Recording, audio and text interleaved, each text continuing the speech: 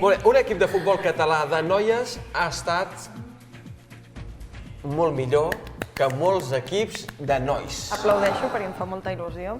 Doncs sí, l'equip femení l'AEM ha fet història aquest passat cap de setmana per ser el primer equip format per noies en guanyar una lliga masculina. Per tant, era un equip de noies competint en una lliga masculina. Sí, tot eren nois. I a més, cal destacar que ho han fet 4 jornades abans de la final, és a dir, que han arrasat des que va començar la temporada. Pallissa. L'equip infantil de la secció esportiva EM de Lleida està format per noies de 12 a 14 anys, és a dir, són adolescents.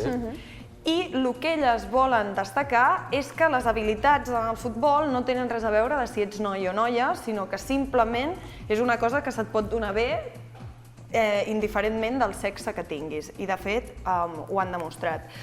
És curiós perquè és el primer equip que ho ha aconseguit a Catalunya i a nivell estatal, és a dir, a tot Espanya, va ser el Rayo Vallecano de noies qui ho va aconseguir. És a dir, que és una molt bona notícia i esperem que donar ressò a un equip femení, com no passa sempre, ajudi a que de cara al futur la gent no intenti estandarditzar tant un esport com és el futbol i que s'entengui que el poden desenvolupar tant igual de bé els nois com les noies i que aquesta notícia no hagi de ser com curiosa, que sigui de lo més normal del món.